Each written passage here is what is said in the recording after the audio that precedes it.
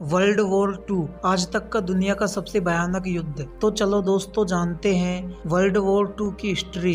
Ob du glaubst, dass ich fleißig gewesen bin, dass ich gearbeitet habe. It is difficult to track down one single event that sparked the conflict, for ultimately it was a series of events that conspired together to eventually light the flame of war.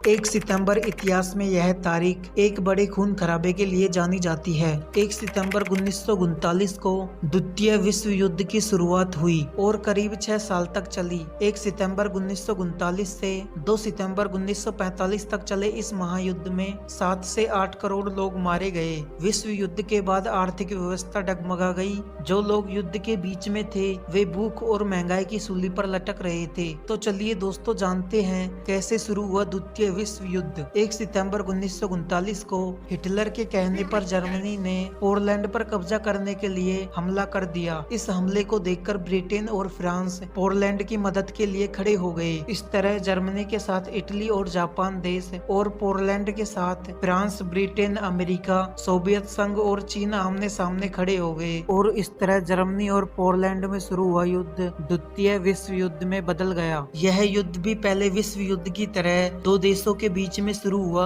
और 1940 में Germany ने Britain पर आक्रमण और ताबड़तोड़ हमले करना शुरू कर दिया। इसके बाद जर्मनी ने सोवियत संघ के ऊपर हमले करना शुरू कर दिया। इस जंग में सोवियत संघ की सेना को भारी नुकसान उठाना पड़ा। अमेरिका इस युद्ध में तब शामिल हुआ जब जर्मनी के साथी जापान ने अमेरिका के हवाई द्वीप समूह पर स्थित अमेरिकी सेना के एक बड़े अड्डे पर 7 सितंबर 1941 को जापान ने 2 घंटे तक एयरफोर्स के द्वारा बम गिराए। इससे पहले अमेरिका शांत बैठा था, लेकिन जापान के इस हमले ने अमेरिका को गुस्सा दिला दिया, जिसके बाद जापान को हिरोशिमा और नागासाकी में 1 लाख से ज्यादा लोगों की मौत से बदला लिया। कहा जाता है कि पहला विश्व युद्ध 28 जुलाई 1914 से 11 नवंबर 1918 तक खत्म हुआ। इसके बाद ही दूसरे विश्व युद्ध की नींव पड़ चुकी थी। पहले विश्व युद्ध में जर्मनी की हार हुई और जो दूसरे देश जीते थे जैसे ब्रिटेन, फ्रांस, सोवियत संघ और अमेरिका ने जर्मनी को वर्साई की संधि के लिए मजबूर किया। जर्मनी पर आर्थिक दंड और बड़े हिस्से को खोने से जर्मनी पूरा गुस्से में था और बदला लेना चाहता था।